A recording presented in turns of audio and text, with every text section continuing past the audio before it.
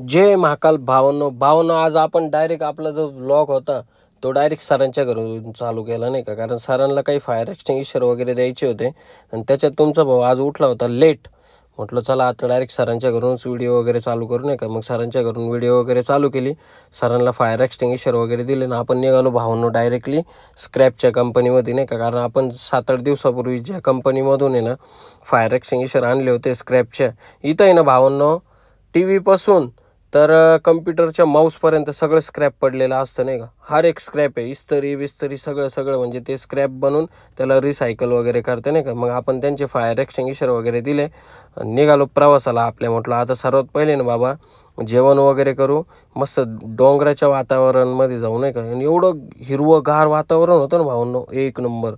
फक्त जेवण करायची मजा खूप आली तिथं. आणि ते झाल्यानंतर म्हटलं चला आता जाऊ पटापट लवकरात लवकर आपल्याला जायचं आहे एका कंपनीमध्ये, कारण त्यांना बिल वगैरे द्यायचं होतं नाही का आपल्याला. तर फायनली आपण बिल वगैरे दिलं आणि त्याच्यात अनिकेत मला बोलला का म्हणे मी आज गाडी चालवतो नाही का, मला पण शिकव. म्हटलं बाबा तुला गाडी येते तुला काय शिकवायचं. म्हटलं मस्त भाऊ अशी गाडी वगैरे चालवत होता. म्हणे चल म्हणे मीच जातो घेऊन तुला तुझ्या बहिणीच्या घरी.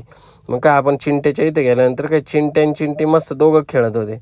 म्हटलं काही खरं नाही. म्हटलं चला बाबा लवकरात लवकर आपल्याला जायचं आहे आज CTR कंपनीला. आणि विषय असा होता भावनो, CTR कंपनीला आज आपल्याला तिथं होती फायर अँड सेफ्टीची ट्रेनिंग आणि सगळे स्टाफवाले होते नाही का. आणि व्यवस्थित ट्रेनिंग वगैरे पण झाली भावांनो. त्यांनी ट्रेनिंगची पण एकदम पुरेशीपूर व्यवस्थित माहिती पण घेतली माझ्याकडून. आणि काही अडचण आलेली वगैरे जे होते भावांनो त्यांना, तर त्यांनी ते आपल्याला क्वेश्चन वगैरे पण विचारले नाही का. आणि मॅडम त्यानंतर सर वगैरे जे होते त्यांनी व्यवस्थित सगळ्यांनी फायर एक्सटिंग्विशर वगैरे पण आहे ना व्यवस्थित ऑपरेट केलं. म्हटलं चला आता जाऊ आपल्या आपल्या घरी. जे हरी.